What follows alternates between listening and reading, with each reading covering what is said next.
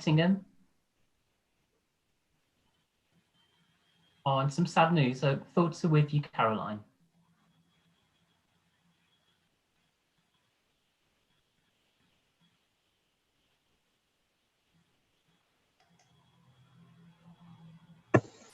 So I'm thankful for the sun's out today, which has been absolutely wonderful. Just because I don't know about everyone on the call, but I find it so energizing to have a bit of sun.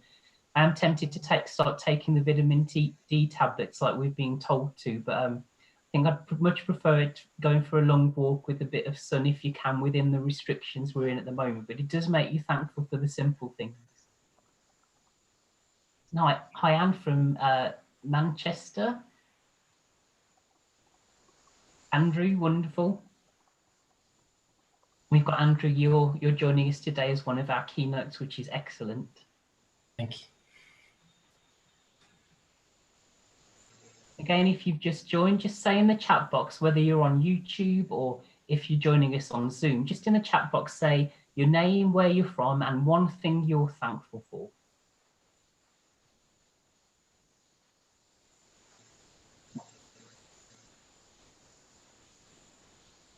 Well, welcome, Emma, and what a wonderful thing to be thankful for.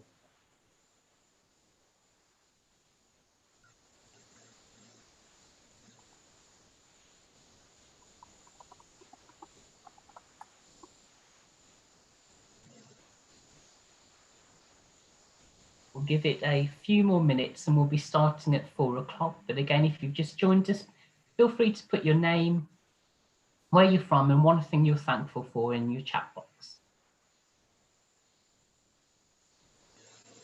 I believe we've just gone live with YouTube, which is wonderful. So welcome to all of our colleagues on YouTube. If you can, we'd like to get to know you. So say just a quick check-in, your name, where you're from, and even better, something you're thankful for today on this Thursday afternoon. And we'll get going very shortly.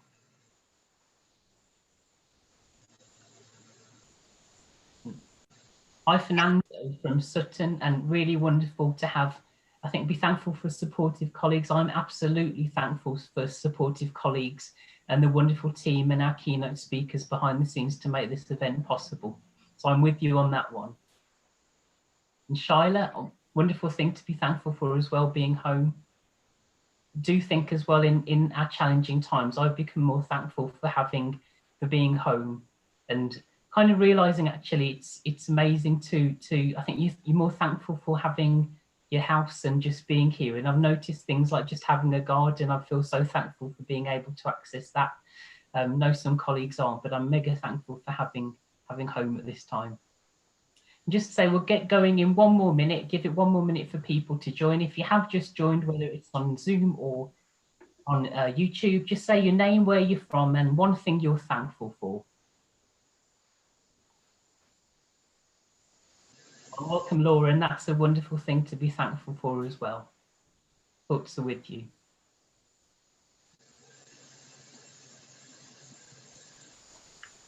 So I think we'll get going now. It's just gone 4 o'clock. I would like to welcome you all to this NHS England and NHS Improvement event in partnership with the Money Advice Service, Money and Pension Service. And we've got a focus today on saving for goals, financial independence, and wellbeing as part of our series of wellbeing webinars to help you with your financial wellbeing. I'm Adam Turner from NHS England and Improvement Health and Wellbeing team, and I'm going to be your host today. If I could move on to the next slide, that would be wonderful. And what we've got planned for you today is a whistle-stop tour focused on savings. So savings for goals and your financial independence. We've got a wonderful array of experts today. And the one thing I will encourage you to do in the chat box, whether it's on Zoom or whether it's on YouTube, please do keep putting your thoughts, your ideas, your top tips, but even better, your questions, because we have a wonderful array of experts with us today. And the last few, hopefully 10 minutes or so, We'll pose your questions to our keynote speakers, our experts today. So I do welcome you to make this as an interactive event as possible, and anything you'd like to ask, no question's a silly question. And as I like to say, it's only silly if you don't ask it. So please do ask questions throughout. And our wonderful chat box hosts will be collecting those questions and posing them to our keynotes later on. So we have Lee from the Money and Pension Service. Lee's going to start by talking about ways why it pays to save. We then have Christopher from HM Revenue and Customs talking about the Help to Save scheme. We then have John from the Association of British Credit Unions Limited talking about savings with a credit union. We then have Andrew from the Money Advice Service talking about options for saving money. We're going to have a bit of interaction in between, starting with some polls to get to know each other a bit better, find out a bit more about what we're doing around savings. And like I say, please do use the chat box all the way throughout. If I could have the next slide, please. So I've introduced our keynote speakers and contributors today. Just to say, we've got Paul and the amazing Horizons team behind the scenes doing all the techie stuff, which I'm ever so thankful for today. We've got Kerry, Bev, Ollie, and we also have our chat box facilitators. So we have Laura and Zara, who will be looking at the chat box in YouTube and on Zoom. They'll be looking at all the questions and pulling them out, and they'll be working with me to pose them to our panel of contributors today. So thank you in advance for the amazing team and all your contributions. So next slide, please. We thought we'd start by getting to know who's on the call. So we've got 2 polls for you. If you're on Zoom, you'll be able to answer this directly in Zoom. If you're on YouTube, you might just want to put it in the chat box. So we just want to get to know you a bit today. So please tell us why you're here today. So just tell us about A, I'm here to learn for myself. B, I'm here to learn so I can support others. C, I'm here to report my learning back to my organisation. D, I'm here on behalf of my organisation. So let's see what the results are coming in as. And again, on YouTube, if you can't answer it in the poll fashion like we have on Zoom, please just do put it in the chat box. And wonderful, it looks like most people are here to learn for themselves today, closely followed by many people who are here to support others, which is really wonderful. So I don't know if team we can share those results on the screen, or shall I just play them back? They should be sharing on screen now, Adam. Excellent, thank you for the techie advice there. I'm mega thankful for that. So excellent. So you can see the kind of people in here today. That's really wonderful. So we have a second question. So next slide, please. So we also want to know where you're from. So conscious that we've got an NHS focused audience, but we've also invited out the wider health and care sector here today. So we'd like to know a bit more about you. So from our NHS colleagues, if you can let us know in the poll, are you in a clinical setting? Are you more of an admin and clerical? Are you a manager, a senior manager? Or for our colleagues that are joining us from wider health and care sectors, if you let us know if you're from there or other. If you do have other, let us know in the chat box where you're joining us from and what you do. So it looks like we have a mixture of our wonderful clinicians, frontline clinicians, admin and clerical services, and a few managers here. We've got a few people from the wider care sector as well, which is wonderful. It's a wonderful audience and wonderful mix as well. So I'm absolutely relying on all of you to be posing some really interesting questions, your thoughts and ideas in the chat box as we go throughout today. So it's really great to get to know all of you. And without further ado, I'm going to pass over to Lee, who's going to be talking to you about why it pays to save. So next slide, please. And over to you, Lee. Thank you, Adam. Hello, everybody. Thank you for attending our savings session, so to speak. So as Adam says, my name is Lee. I work for the Money Advice Service. We're a free, impartial organisation, and we're here to support the UK public on everything from money worries through to pensions guidance and advice.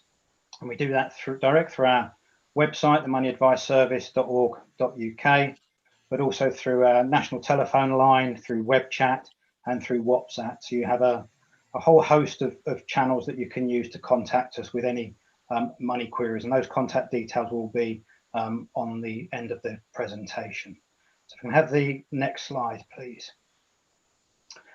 So I hope we all know that savings are an important part of our money management.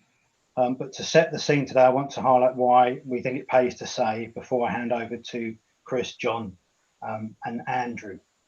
So I know you have a national strategy for well-being, and financial well-being should be a strong component of that, because not being in control of your finances can make you feel anxious, makes us feel stressed. It can be a drain on our time and, of course, our mental energy. So what is it to be financially well? Well, we think it's around being in control of your day-to-day and even month-to-month finances. Have you the capacity to absorb a financial shock, so potentially an unexpected bill, without that knocking you sideways into the use of credit to pay for that, or even missing another bill in order to absorb that financial shock? Financially well people have the confidence you're going to meet financial goals, so that could be medium to long-term financial goals, such as saving for education for your children or getting on the property ladder. Might mean that you know you need a new car in a couple of years, or there's a wedding or a new baby to plan for as well. And of course, it's also about being financially well, about having the freedom to make choices to enjoy life, because let's face it, hopefully that's what we're all here to do. So it's kind of, okay, if you've got enough savings buffer to have that nice holiday or to afford that nice luxury item for the home without that having a detrimental effect on your finances. So next slide, please, Adam. I mentioned preparing for the unexpected. So I think we're probably all familiar with a lot of those unexpected bills or unexpected costs that can come in from time to time. Now, these numbers are a couple of years old now, but I think they're quite indicative of some of the big ticket costs that we're faced with from time to time. And with inflation, sadly, some of those numbers are probably a bit bigger. Now, we are heading into winter, so you can see on there that the potential repair bill that might come in for a boiler can be anything around £1,000, even if you have to replace the boiler or get it repaired. What's the cost of an emergency home repair? £600 odd on average. It could be a plumber coming in to fix some burst pipes. And then there might be people out there familiar with simple unexpected costs like vet bills, or whether you've broken your glasses or a mobile phone. Now, a colleague of mine, new colleague of mine, came to work having dropped his mobile phone, for example, and that was an unexpected bill of over £100 to replace the phone and or replace the screen, depending on what option he ended up taking. And sometimes an unexpected cost can mean that we have to avoid paying a key bill. And of course, that can lead to a spiral into arrears on key bills. So next slide, please, Adam. So we're all very conscious. I mean, we take a hell of a lot of calls on the money advice service, and we are conscious that there are people out there sadly surviving on £20 to £30 a week, and saving for them is obviously a real challenge. And we help those people with guidance, but also get them into support and advice organisations where possible. But I did think it was prudent today just to mention a savings challenge that we held with 25 homes as a test a while back, and you can see that even households with an income of less than £20,000 combined income or individual income, over 3 months managed to save anything from £240 to over £1,000.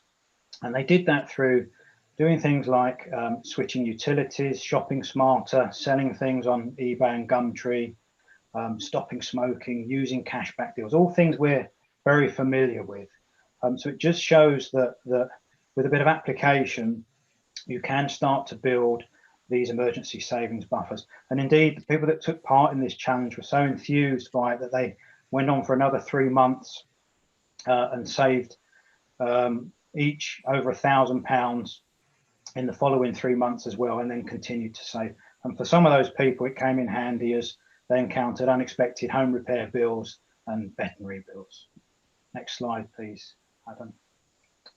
So the final area for why it pays to save is really to achieve financial goals. So we've mentioned before, you could be saving towards a wedding or getting on the property ladder, or You know, putting some money aside for your children as they enter adulthood that might contribute towards their education, or even supporting them as they move into their own property as well.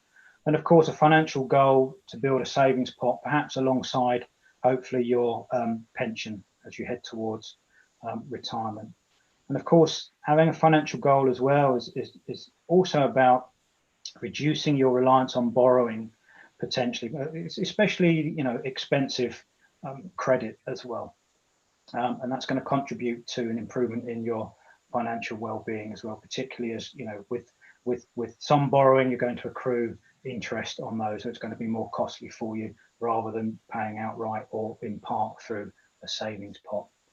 And I think as well, a financial goal for everyone is to improve your financial well-being, to get on top and in control of your money and have that security behind you through savings, whether that be a pot of money to get you by in case of an unexpected bill, or something bigger that contributes to a savings goal or your long-term financial security.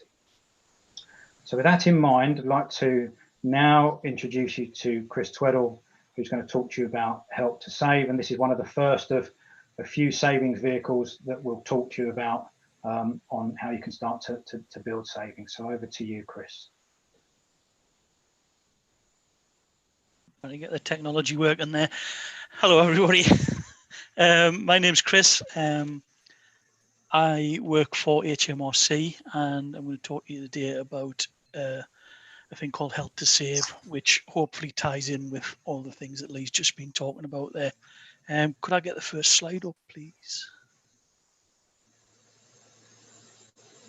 Thank you very much. Hopefully you can all see that. I've turned my video on. I always think it's better if you can see people. And just to, I do have a tendency to play with this because it's relatively new.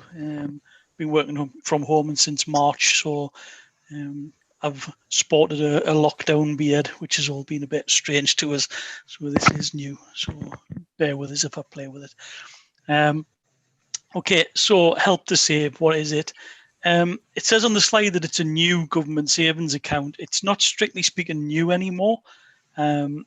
It's been around since 2018, officially launched in September 2018, but was in trial since January 2018, so we made sure it worked. Unfortunately, it all does work. Everything works wonderfully, and there are no issues with it that we're aware of yet, and we're 2020 now.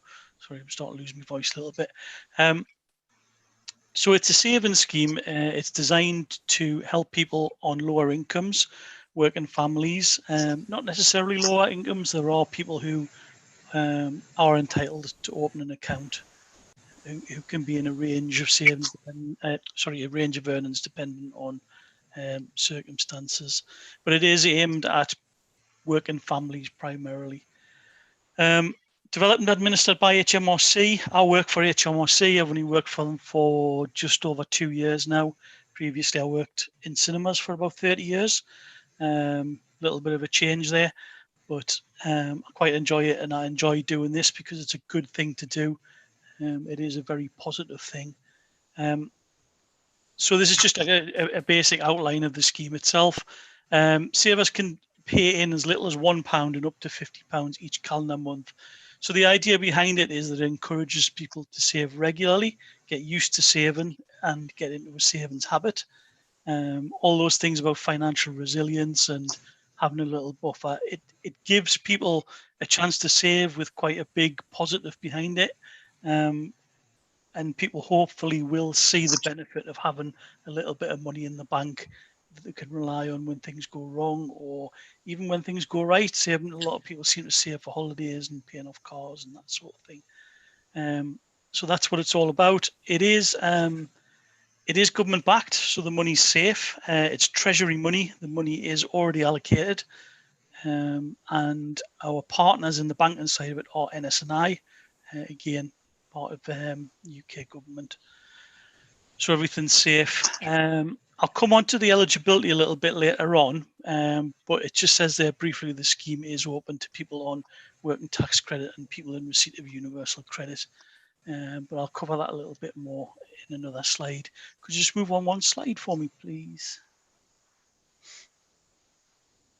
Okay, so how does it work? It's primarily a digital service. So if you think you might be eligible for Help to Save and you think it's a good idea to open a savings account, you can go into gov.uk, you can search for it on Google, and you'll find it on gov.uk website.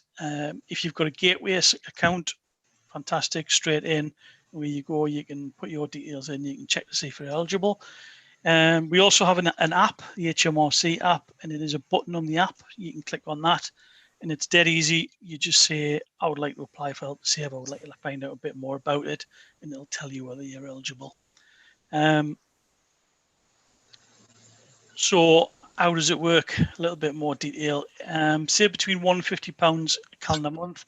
It's a 4-year saving scheme. So you save between £150 a month. The reason the maximum is £50 is you don't want people to stretch themselves too far, and it's about building that habit, getting used to saving and actually enjoying saving. It's a 4-year scheme. You only get one chance at it. Only one person, you can only open one each, as it were. If you're in a joint household with a joint claim for universal credit or tax credits, you can both open one. So the benefits of it over 4 years, depending on how much you've saved, so it works in 2 halves. So after 2 years, if you've saved the maximum, if you put £50 a month in, you would have £1,200 savings, your savings. It's entirely your money. Do with it what you want. You can access it like a bank account, again, online or using the app. And you can take the money out if you need it. That's the whole point in having it. At the end of the 2 years, based on the highest amount you've saved, so the most you could save is £1,200. So if we take that as an example, the government would give you £600, so 50% basically tax-free, and they'll pay that into a bank account of your choice. Doesn't necessarily have to go into the back of the same one that it's come out of, and that's your money to do whatever you want. If you continue saving for another 2 years, at the end of 4 years, you get another 50%, as long as you don't take any money out, based on the highest amount you've had in at that point as well. So you could earn another £600. Don't have to put the full £50 in. Some people pay as little as £1 a month in. Some people put dribs and drabs, see what they've got left at the end of the month. But you're always going to get that 50%. In the first 2 years, if you take some money out, the bonus is based on the highest amount you've had in. So say you're halfway through that 2-year term and you've got £700 saved up and you need some money, you take the money out. It's the bonus in the first 2 years is based on the highest amount you had in. So you'll always get the 50% based on that. Really good if you're eligible. Martin Lewis has talked about this quite a bit as well. He's quite keen on it. He loves it. You can't come anywhere near this with banks and interest. I think I've pretty much covered that slide. So if you could just move on to the next one, please. Slides are moving really slowly. So I think I've pretty much already covered this one as well. So the 2 bonuses paid 2 and 4 years, as I said, 50% bonus. The second one, like I said, is slightly more complicated because if you've taken money out, it's harder to achieve a bit more in the second term, the years 3 and 4. So that will affect it, and that is all that trying to educate people and help people to save and encourage you. Really, you really want to encourage people not to take the money out and have the savings when they need it, rather than take it out willy-nilly. You want to be thinking, do I really need to take it out, which is a really good thing. So you could potentially save £2,400, like I save your own money, go on holiday, spend it on a car, whatever you want, and you could have earned £1,200 tax-free. And could I have the next slide?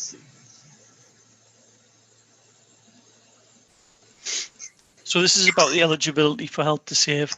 As I said at the start, you need to be in receipt of certain benefits.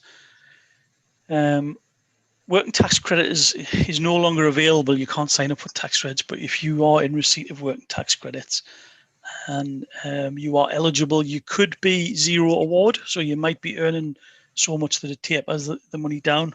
As long as you're eligible, you'd still be eligible for a Help to Save account. So it's always worth checking. The 2 bonuses paid 2 and 4 years, so you could be zero award. So you might be earning so much that it tapers the money down. As long as you're eligible, you'd still be eligible for a Help to Save account. So it's always worth checking. 2 bonuses paid 2 and 4 years, so you could be zero award. So you might be earning so much that it tapers the money down. As long as you're eligible, you'd still be eligible for a Help to Save account. So it's always worth checking. certainly if you've got children, it's definitely worth checking. Universal credit, we've got a lot of people who've recently signed up with universal credit, and basically you need to be in a payment term. So you have to have a payment having been made or due, and you have to have some earnings from employment as well. And the earnings have to be higher than £604.56, which is based on the 16 hours maximum working wage for somebody 25 years and older. Like I said earlier on, if you are part of a joint award, you may well both be eligible in the same household. I realise that I'm kind of racing along here a bit, but if anybody's got any questions, then obviously you can pick it up at the end. In terms of how you find Help to Save, I said earlier on, thank you, moved the slide without us even saying so. So you can find it on gov.uk. It's always best to, rather than follow links, search for it on gov.uk and you'll find it no problem. Like I said earlier, gateway account, straight in, verifies who you are, and you can open it your way. You can pay in from any UK bank account. You do need to be living in the UK. Other than that, it explains everything. There's 5 pages of information in there, very basic, very, very easy. We also, like I said earlier, on the HMRC app on the App Store and on Google Play. If for whatever reason you don't have the internet or you don't have access to the internet, we can also open accounts for people on the phone. We have a dedicated helpline. The number's on that slide. We're hoping all this will be shared with you. So you can open an account by speaking to somebody, and you can manage everything by speaking to them as well. So you can pay money in, take money out. And that pretty much is Help to Save. I've rattled through that. Like I say, if you've got any questions, feel free. And that's me. Thank you for your time. Okay. Excellent. Thank you. Thank you so much. We've now got a really quick check-in on your ability to save and COVID. So we just thought we'd pose this to you just because we're really curious around what's the impact of COVID-19 on all of us and our ability to save. So we've got a poll coming up.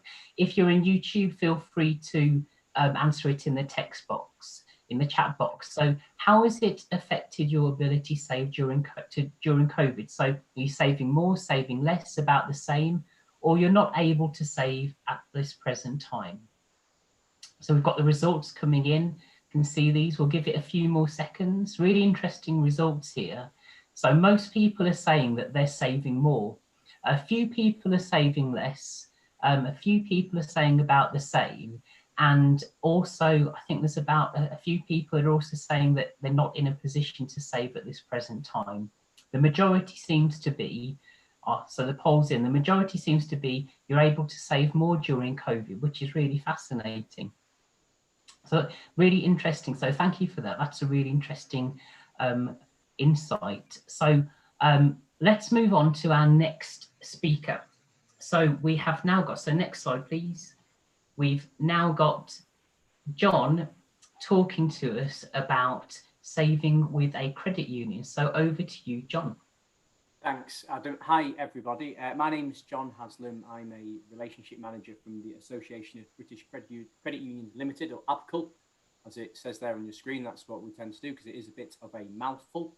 If you thought Chris went along at a pace, wait till you hear me, because I don't think I've ever presented in less than 10 minutes because I'm a bit of a motor mouth and I love credit unions so much. So in 10 minutes, I'm going to go through. We can move to the next slide, please. We're going to have a look at some of the key stats about credit unions. I think in the last 10 years, more people now have heard of credit unions, but you probably don't really get the scale, and we'll look at those.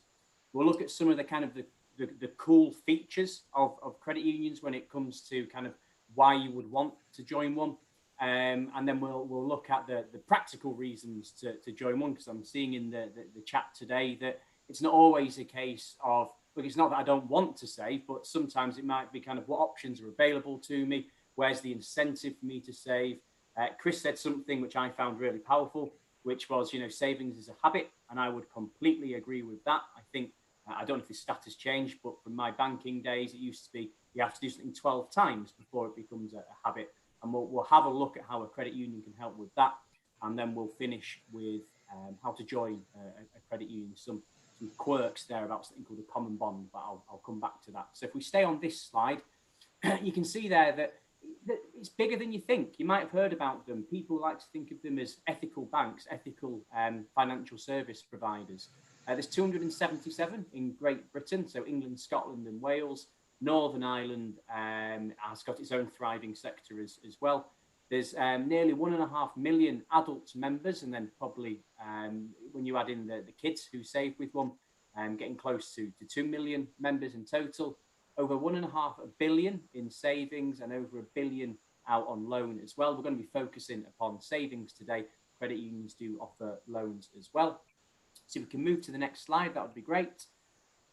Thank you. So if we just deal with each of these in turn, I'm trying to cover all bases today because, you know, I used to work for some of the big banks, Halifax and then the NatWest, and I was there during the credit crunch in around 2008, 2009. And I know that created a real change in how people think about the banks. I don't think they were ever particularly popular with people, but that absolutely plummeted their reputation. And there's just something credit unions have always done, that as people turned away from banks and looked for alternatives, the people thought, actually, this appeals to where I am now and where I think the world needs to be. So these are some of these, I suppose, slightly esoteric things about credit unions, but they are reasons that people join them. We will then look at, after this, kind of the practical reasons. But let's focus on these for now. So credit unions offer a range of savings accounts. There's nothing complicated, no casino banking. If you want somewhere to put your money that's covered by the Financial Services Compensation Scheme, in the same way the banks are, then credit union is a place for you. So you can choose to save as much or as little as you like each month. There's no requirement to save X number of pounds per month. You might choose to save more on a month-to-month basis. You may do it, particularly for a lot of credit unions who will deal with NHS and related staff.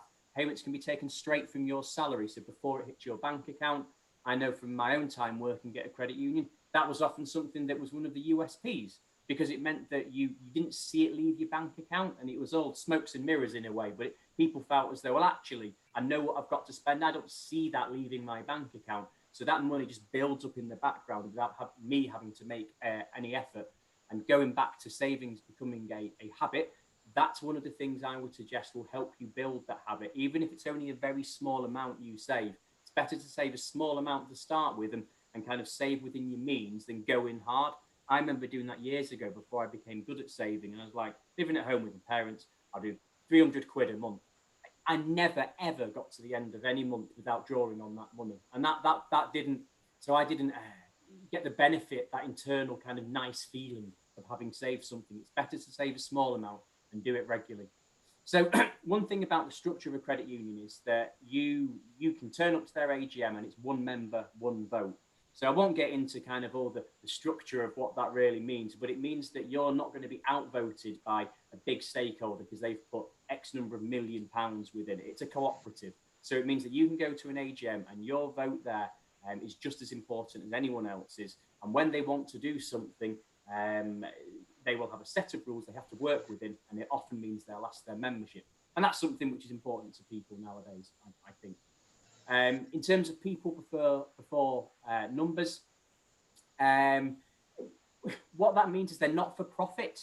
That doesn't mean they're a charity, they're not for profit. They need to be successful businesses, but it means that the products that will be offered to members will have been designed with the needs of their members at heart, rather than, right, we need to make some more money, let's start doing a new product and we'll sell it to people. It doesn't work like that. It's the other way around.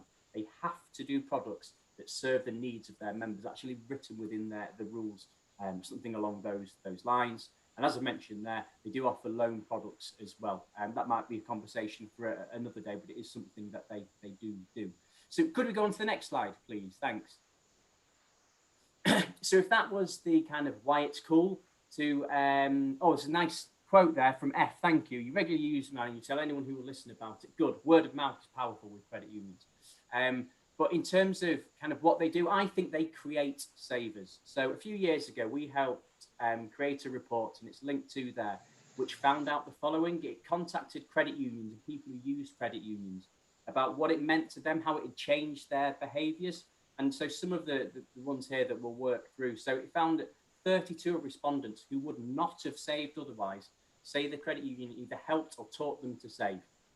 And that will be because either it offered salary deduction, like I mentioned earlier, or it might be that they took out a loan and they saved alongside it. Once the loan had been repaid, they just carried on saving. And so it meant that they got so used to that, let's go back to the habit again, that they wouldn't want to change it, even though they could, pay less if they wished now, because they like saving so much, they were never going to go back.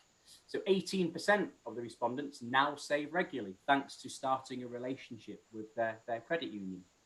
And the same number, 18% of respondents said savings being taken automatically from their salary made saving easy. So that was actually highlighted by people who enjoyed a good relationship with their credit union. And then that's the big one there. 92 respondents said that interacting with the credit union in another way actually positively impacted upon their savings habit. So credit unions are really simple businesses. And I'll answer the question I saw just a second ago about interest. They pay something called a dividend. And this goes back to, I suppose, the previous slide about something that's unique about a credit union. Not necessarily unique, but it's unusual, that most credit unions don't pay an interest rate. What they do instead is pay a dividend. Now, that may well be expressed as a percentage rate. But what that means, going back to them being not-for-profit, is they need to make a certain amount of money each year so they can stay in business and invest in services. So it's better for the members. The credit union can grow along with its members. The excess money they make gets returned back to the membership in the form of a dividend. So when the credit union is doing well, the dividends get paid. So it's not a guaranteed interest rate. You wouldn't save with a credit union because you're insistent upon an interest rate. I would say you save with a credit union because you're either one of those people who would like to start saving, and perhaps they are currently, or perhaps want to save with a different type of financial service provider. And when they do well, you'll benefit as well. So I hope that all makes sense. We'll go on to the final slide. So how to join a credit union? I mentioned something before called a common bond. What that basically means is this association, these things, members, because you're not a customer at a credit union, you're a member owner. It's something that you almost have in common with one another. And that's normally one of two things. So it will be where a person lives or works, so postcode basically, or who their employer is. So for example, there's a credit union working out of Scotland that covers all NHS trusts in Scotland and some of those in Northern England. And then there are other credit unions spread throughout which cover individual NHS trusts, or they might cover more than one. So there's very few places in the UK where you wouldn't qualify to join at least one credit union. And I've put the link to it there, and it's just gone in the chat as well. So what you would do is simply visit that site, findyourcreditunion.co.uk, put your details in. So it might be a postcode of where you live or work. It gives you a few options, or it could be the name of your employer. And it will give you a list of all the credit unions you're eligible to join, and then you can go to their website and join up that way.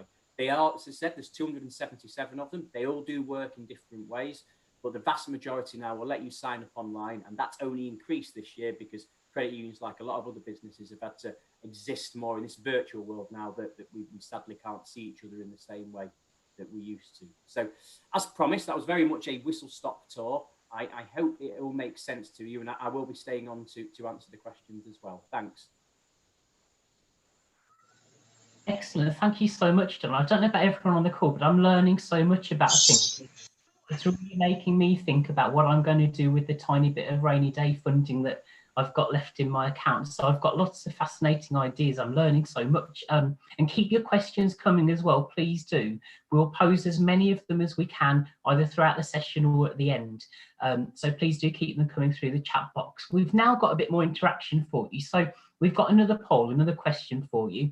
So again, in YouTube, if you want to write it in the chat box, we'll have the poll pop up on Zoom now. So we're interested in what kind of savings do you have? So questions are no savings at the moment, enough for emergencies, like I mentioned, my rainy day fund. You're currently saving towards a goal, so you might have something in mind, such as a car or something, a new TV, or it could be Christmas or something like this. Could be you feel financially secure with your savings at the moment, or you have savings and you want to know how to maximize those savings. So some of the tips today are really relevant. So things are coming in at the moment. It looks like lots of people are currently saving towards a goal, and even more people are interested in how they maximize on the savings that they have. That's really interesting to hear. So I think we can close the poll. Excellent. So that's really fascinating. So I have to say it's wonderful to know that everyone here is in the right place, and all of these top tips for how you maximize on your savings are really useful for everyone today. Wonderful. So we're going to move on to the last session before questions. Like I say, keep your questions coming. We're now going to move on to Andrew, and Andrew is going to talk about more options for saving. So over to you, Andrew. Hello, good afternoon, everyone. Actually, I think I'm going to start off by actually answering a question I often get asked about saving, which is, should I save or should I invest? And I think it's quite an important question because I get asked this quite a bit. And I think it's important to understand the difference between the two. Saving is about putting money aside a bit by bit and getting it all back at the end with a bit of interest. Investing effectively means risking some or all of your cash for the chance of greater returns than you would normally earn in a general savings account. Whether you should be saving or investing will depend on your individual circumstances, but over the long term, investing does generally tend to outperform savings accounts. Unfortunately, investing does come with a risk. So making a profit isn't guaranteed. Get it wrong and you could end up losing some or all of your original investment. So if you can't afford or don't want to take the risk of potentially putting some of your putting your original money at risk, then probably saving is for you. However, saving does not come without risk. The main risk when saving is the risk of inflation. Inflation, in fact, basically impacts the purchasing power of your money. So during periods of high rates of inflation, the purchasing power of your money will eventually decline over time, unless you earn an interest rate which is greater than the impact of inflation on the economy. So why does it pay to save? We talked about the importance of having an emergency fund. Well, everyone should do their best to build up an emergency savings fund. An emergency fund will give you financial security.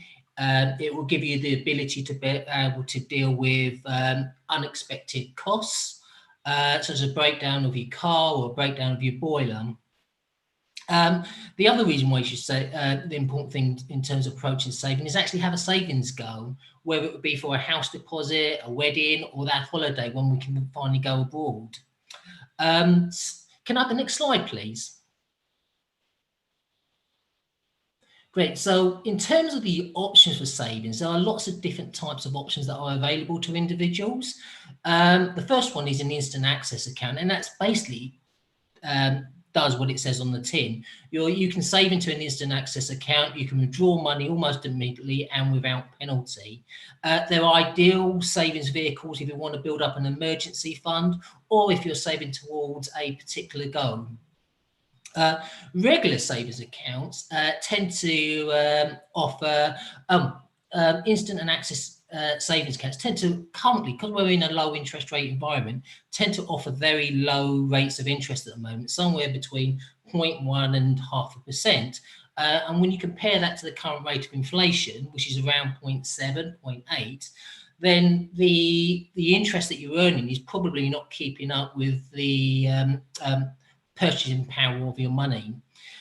So another option for some people to consider are regular savings accounts. They generally offer substantially higher levels of interest. However, they do tend to become linked to a provider's bank account, and you're also limited to how much you can actually put in on a monthly basis.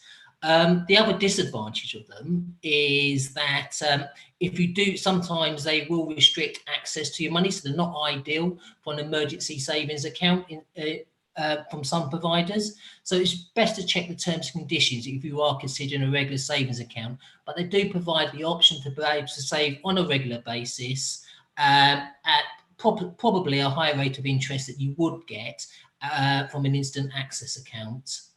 The other option, if you're looking to, if the interest rate is important for you, you're looking for higher returns on your money, is a fixed term deposit account. And effectively, most fixed term accounts will require you to save a deposit for a fixed term, usually 1, 2, 3 or 5 years. And in return, you'll receive a fixed rate of interest. The disadvantage of these types of accounts, of course, is that if you do need to access your money during the fixed rate term, then there will generally be penalties associated with that. So you need to think very carefully before going into a fixed term deposit account, whether or not you will need access to that money. And it is very prudent to save both into a fixed term deposit account if that's something you choose and you think that would be right for you. And also save alongside an instant and easy access account, so you do have access to money should the need require.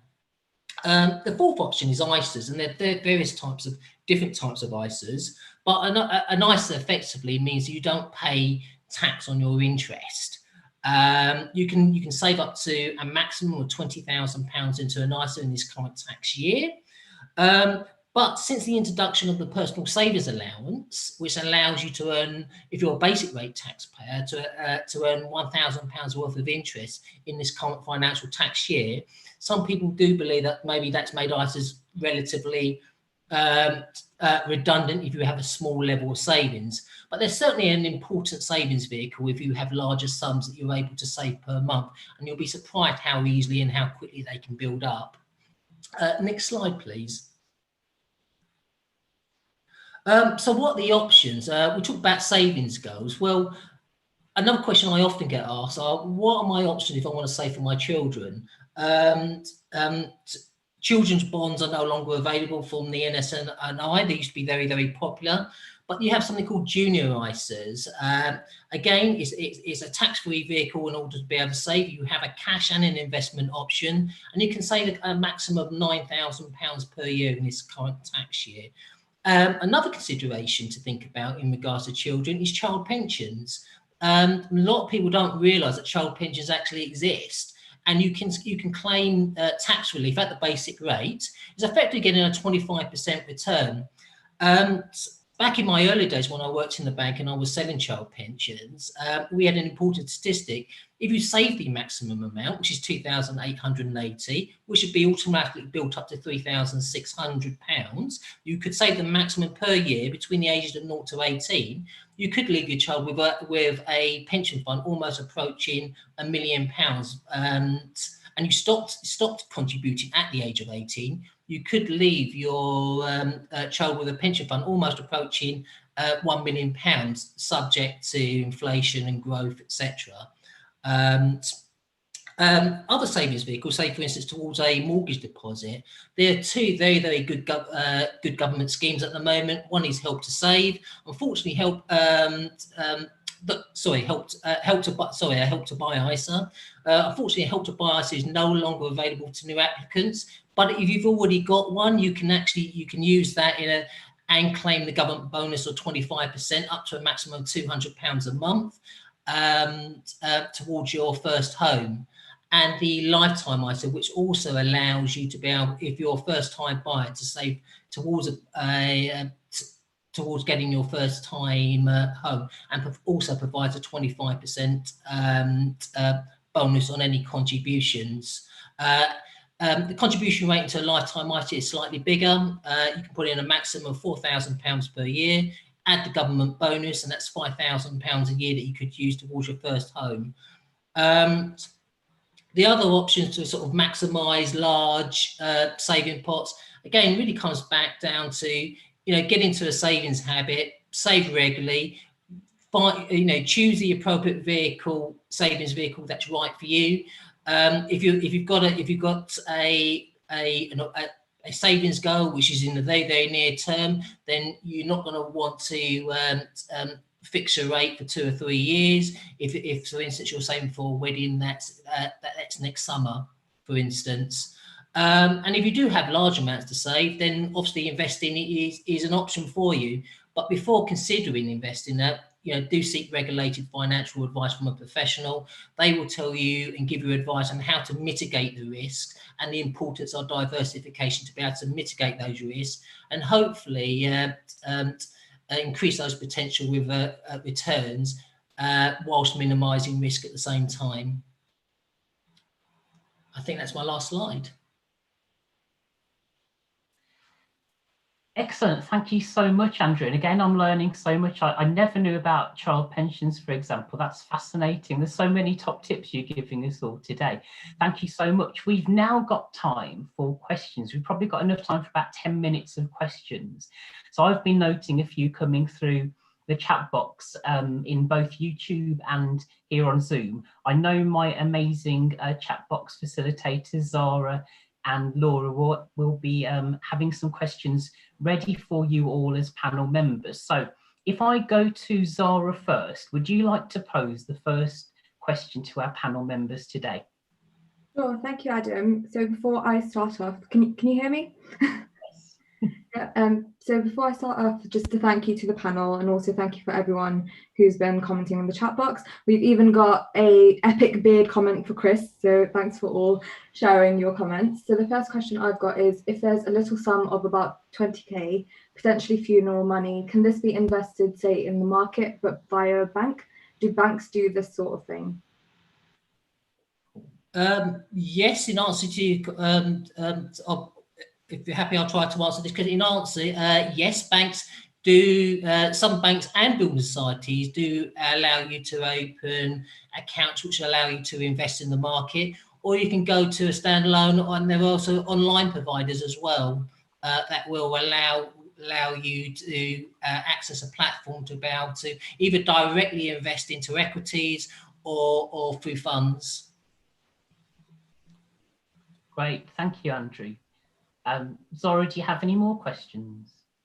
Yes, I do. So another one would be, my children are 3 and 6. I'm saving for their uni education years away. Is it worth saving for this purpose, or will inflation not make it worth it in the long run? Would I be better off putting it towards my mortgage? Is that one for you, Andrew, or maybe? Okay, I'm happy to try and answer that one. Well, the answer is it depends on your own personal circumstances, really. But the option for you that I would actually consider, because it is, you are looking quite long term, is I would consider possibly a stocks and shares ISA. A stocks and shares ISA will mean that you will pay no tax or capital gains on any potential growth. You won't have to pay any dividend income. You'll be in control of it up to, until your child reaches the age of 80. That's an investment ISA, and at which point they will then take control of that. So in terms of the long-term nature, I would consider a stocks and shares ISA, but it's never a bad thing to actually make payments off your mortgage. I would never put anyone else off doing that. Excellent. I did notice a related question, actually. Someone mentioned, I'm 48. I hope you don't mind me saying your age. I won't put any names out here, but 48. Am I too old to qualify for a mortgage? I think that's an interesting question, because a mortgage is kind of savings in some ways, but against property. Does any panel member have any thoughts on that? I suspect we all may have a view on that. Although that's not what I do nowadays, I used to get involved with that my time at the bank. I think that they're always going to look at affordability over the term of the mortgage. So they would look as much at, can you afford it in year X as you can in year 1? And so the older you are when you come to get a mortgage, they'll generally look at your retirement age, your planned retirement age. And so by virtue of the fact you're going to be 48, it's going to be a shorter term than someone who's going to be, say, in their mid-20s. And so that may mean that the repayments are more each month because you're paying it over a shorter period of time. But I'm not aware of any reason that you couldn't get a mortgage just by virtue of being that age. It will come down to the same criteria as normal. I would probably just add to that, if you are looking to get a mortgage past your stated retirement age, your mortgage provider will ask you information about your saving into your current pension and your predicted income in retirement. So you will need to be able to provide that information to assure that you can continue to afford those mortgage payments once you retire. So they will ask for that information. Excellent, thank you. I'm going to go over to Laura now, who's been monitoring our YouTube chat. So Laura, do you have any questions for our panel members? Hi, Adam. Yes, I do. I've got a few questions here. So the first one is regarding the Help to Save scheme. Do I need to hold a British passport to apply for this scheme? So one for you, Christopher. Excuse me. It depends on whether you're eligible for benefits in the UK or not. So it's not necessarily the passport, but if you, I can't remember what the exact term is, but if you are eligible for public money in the UK, what I'd advise is just have a go online, have a go and try and apply for it. If it comes up that you're ineligible and you think you are, phone us up and we'll have a look a little bit deeper into it. I'm not 100% the answer, but I know that if you are eligible for public funding, then you more than likely would be, as long as you're eligible for one of the other benefits that I mentioned before. Thank you. Yes, it does. Yes. I have another question, if that's okay. One of the people attending has asked, where can I get advice on mortgage foreclosure, bailiffs, debt collection agencies, etc.? And is this something that the MA Money Advice Service can provide support with? Yes, we can. We do have what we call a debt advice locator tool. Maybe Lee can provide the link to you, and they'll be able to find a free debt advice agency in your local area that will be able to help you, and the advice will be impartial, unbiased and free. Okay, thank you for that. I will make sure I find that link and I'll post that in the chat as well. Thank you. Oh, I think Lee's put it in the chat just now, actually. It looks like that's the mortgage affordability calculator, not the debt advice locator tool. Might be wrong. We'll find the right one and post it in. Thank you. Do I have time for one more question? Yeah, I'm sure we can squeeze it in, Laura. Okay, so an interesting question. So how do we encourage people to consider these positive health options when they're in the midst of financial struggle brought on by the pandemic? That is interesting, right? Especially when we think about some people today who are saying we're actually easier to save at the moment because you're doing less, I noticed in the chat box. But that's a good question for the whole of our panel. How do we encourage people to save, particularly at this challenging time? I think that's a big question, and I think a suitable answer we could go all evening about that. I think instinctively how I'd answer that, I'd go back to my earlier point that you need to decide what's reasonable for you, however much that may be. So yeah, I agree. And credit unions were really surprised at the start of the pandemic back in March that they were getting more and more money coming in, and some credit unions served really deprived areas, financially excluded areas, that people were just saving more because they were actually worried about what the future held.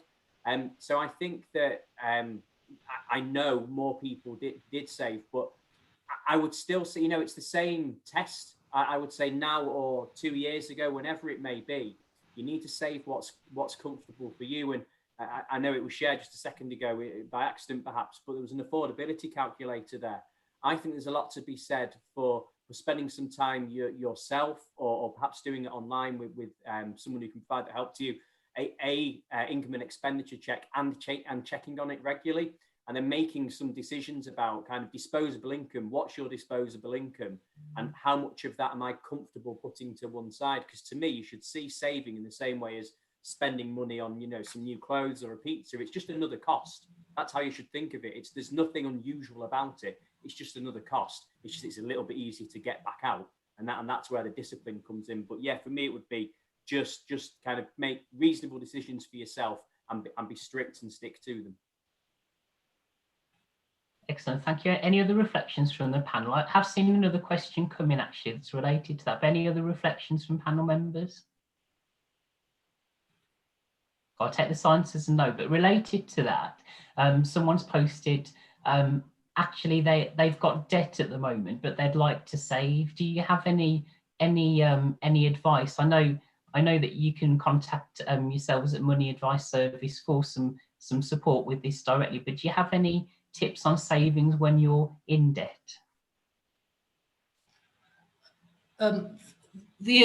I think the best advice I could possibly give is the fact that the interest you're going to be earning your debt is going to be considerably larger than the interest you're going to be able to earn your savings. So balancing that off about the need to have an emergency fund in terms of having cash to access, it's always a good idea to pay off as much of that debt as possible, simply because the interest rate, or you'll never get a better interest rate on a savings account than the debt that you're servicing. So even just being able to pay off a little bit of debt at the higher interest rates is going to be more beneficial for you in the long run. Excellent, thank you. I think this probably draws it to the last few minutes and we're going to have to round it up now. So if I can ask for the next slide, please. And we've just got a quick question to all of you. And just to think about this, please post it in YouTube chat or Zoom chat. We'd just like you to think about what's the impact of this session on you today. So what has this session inspired you to do, thinking about your savings? What are you going to do as a result, or what have you learned as a result? We'd love to know. And whilst you're doing that, next slide, please. I'll just tell you about the wider offers and things you can get involved with. So sorry we can't answer all your questions today. We just don't have time, but we have our work with the Money Advice Service. You can see on the screen here, and it's also on our website. You've got the contact number. If you do have any questions or things that we couldn't answer today, please do contact them. We also have the WhatsApp as well and web chat. Links are all on our website as well, and in all the information that you would have seen getting here. Please do contact them because they're there to help. Also, we know that when you're having financial challenges, it also impacts your physical and mental well-being at this really challenging time. Please do visit our people.nhs.uk website. We have loads of wider support for you in terms of not just the guidance on financial well-being, but also free apps such as Unmind, Headspace, things to help you with your mental well-being. We have loads of conversational helplines if you just need a bit of support with how you're doing at the moment, someone to chat to. They're there for you to support as well. And just to say, it's all confidential advice. No one knows about it. It's just about there to support you. So next slide, please. We then have our next financial wellbeing event, and this is on the 26th of November. So similar to today's event, 4 o'clock. And we're going to talk about preparing financially for those life events. So maybe some of those unexpected, those things that happen throughout your lives. And we'll be having top tips around all of that next time. And final slide, please.